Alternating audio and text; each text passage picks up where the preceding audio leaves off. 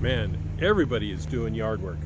All right, well, I'm not going to be doing yard work. I'm Bishop. This is Bishop's Garage. My tennis court is currently my garage, and this is what we're working on, our 1958 Plymouth Suburban. Today I'm hoping to undo the motor mounts and be able to pull the engine out. I'm not sure if we're going to be able to get to that today, only because there's a lot of mystery places where bolts are sitting, and that's really causing some challenges. So, well, hang in there. Let's see where this goes today, and let's get to it. Show me.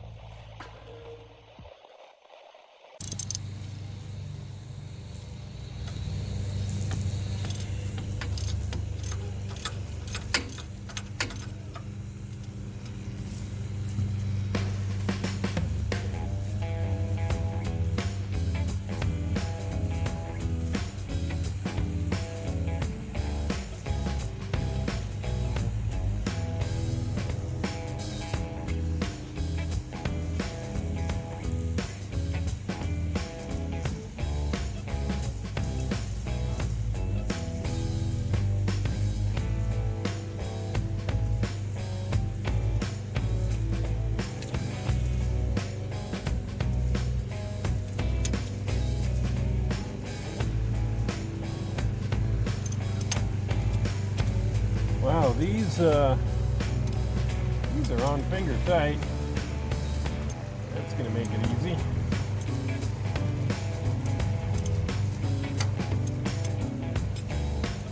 Well, and all the oil leakage on these is going to make it easy to take these off. That's kind of weird. The upper ones are 11/16, and there's one lower one. Huh. Only on the... That's weird. Okay.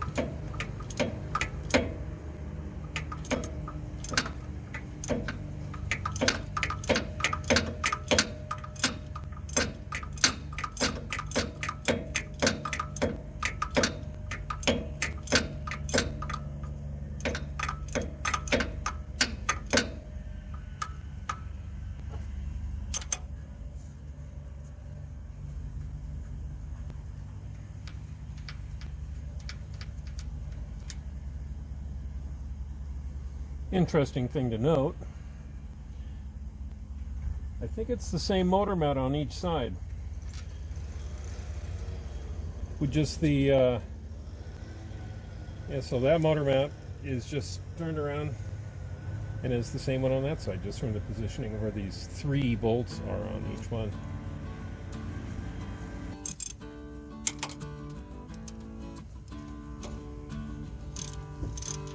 What do you know?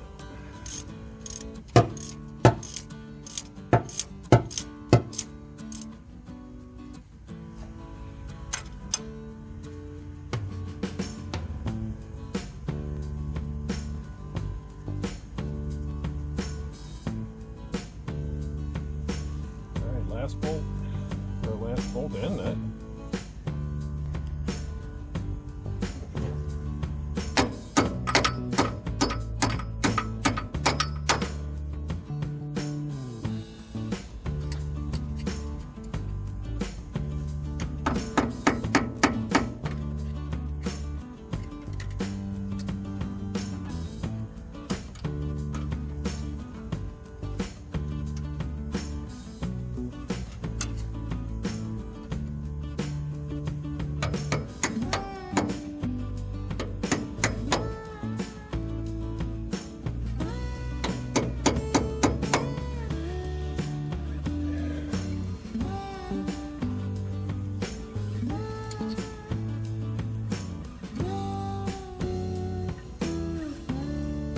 Yeah, I think I'm going to need to lift that up a little bit and take the strain off those.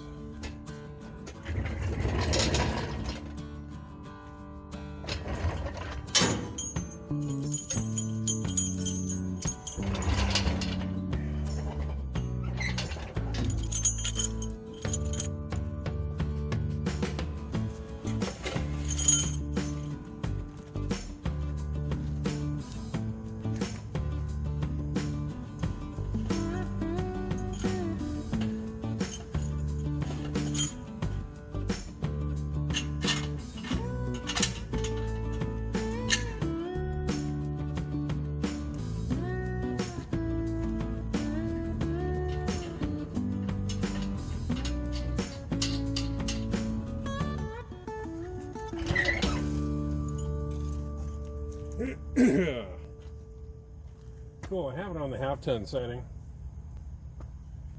There's no way the engine block by itself is 1,000 pounds. It's probably closer to 400 pounds. It's missing its heads and all that stuff, so let's get some bolts on here.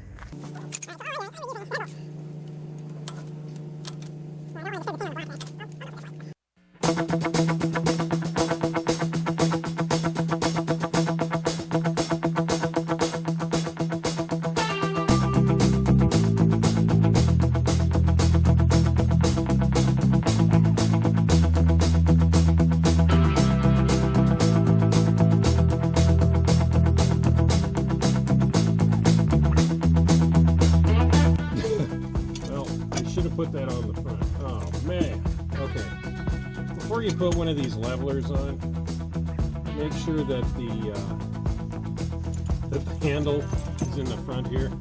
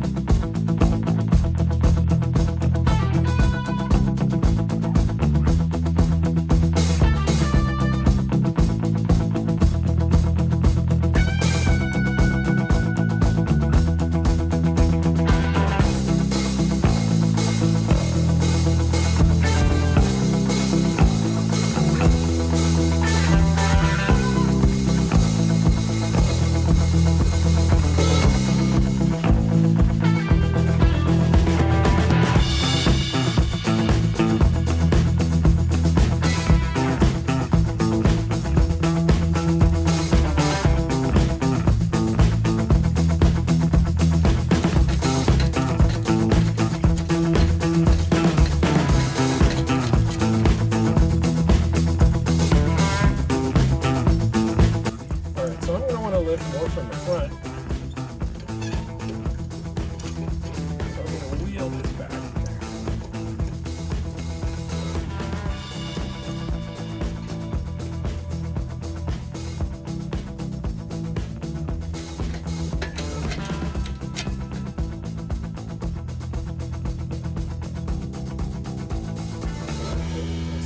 Motor mount bolts are.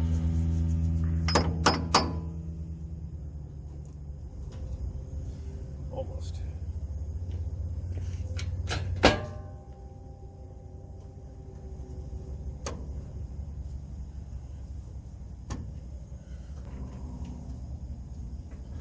Still some weight on it.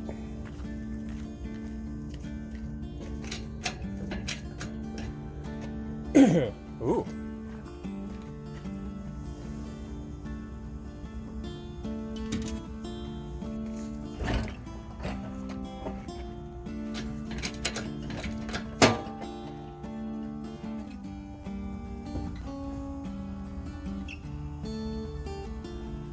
You may be sitting there asking yourself, why is he just going from side to side? Why is he giving it a shake? And why is he pausing and staring? Well, there's kind of a science to this. When you're pulling an engine, it's something that you want to be extremely careful with, especially since I'm by myself. And what you're doing is you're looking for things that might bind up when you pull the engine. You're looking for cables, anything that may be trying to support some of the weight of the engine and it's not actually free. So it's safety and just being careful and experience.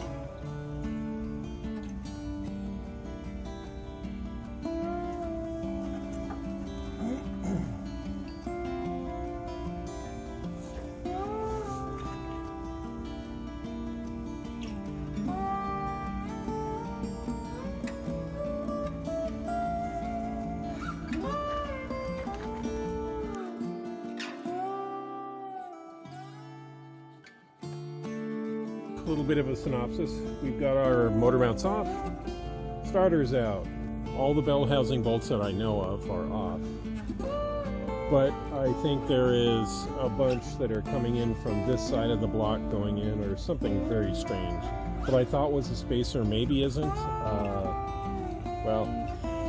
So what I'm going to have to do is I'm going to have to jack her up, and I'm going to pull the transmission mount in the back, undo the cable from the selector, undo the speedometer cable, cut off the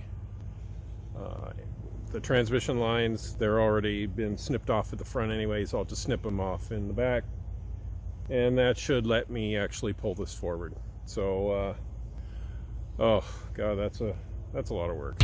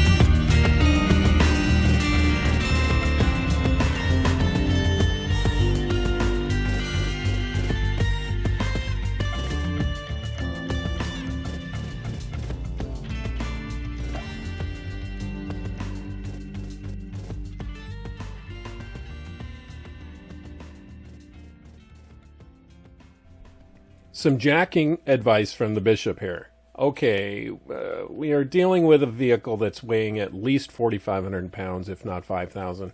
You don't want that sitting on your chest, your head, a foot, or anything else. So the safest way to do this is to use jack stands that are way over the weight of your vehicle. The red ones I'm using there in the front are 3-ton.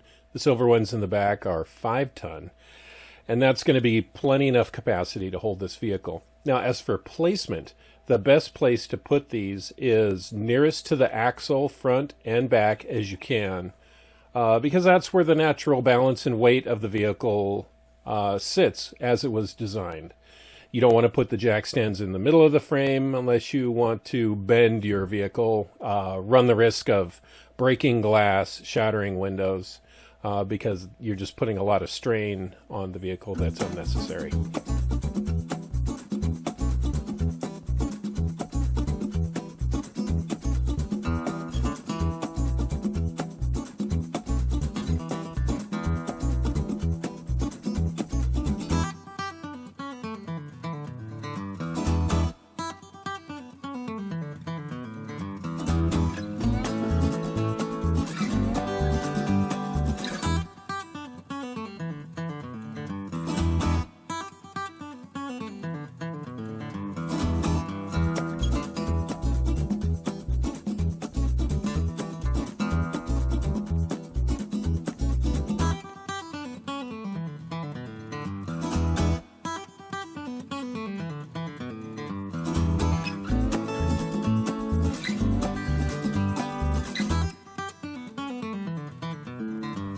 always end it with a little bit of ogering on the vehicle. Just grab a post, grab a fender, give it a decent shake.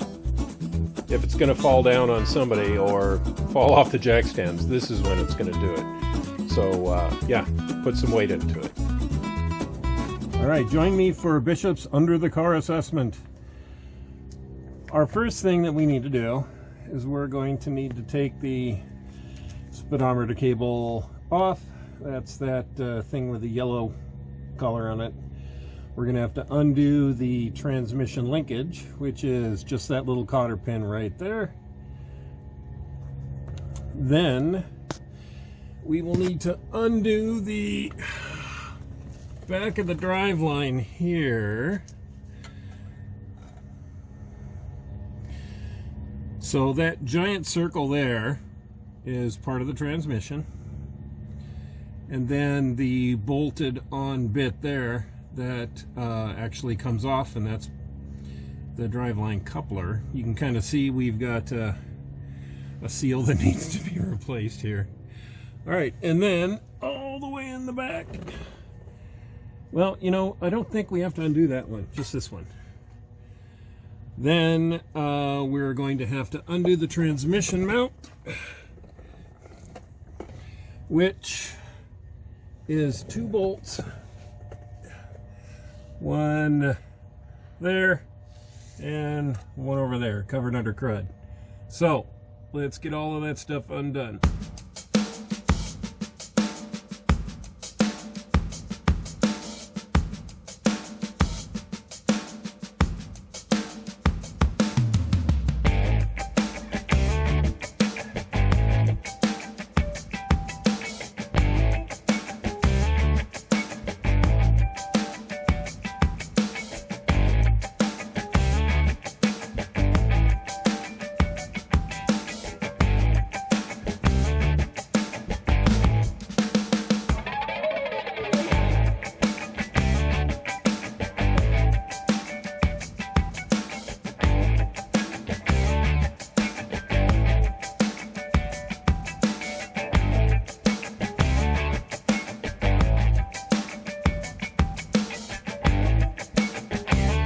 Ha! How about that? I guess I'm looking straight into the camera.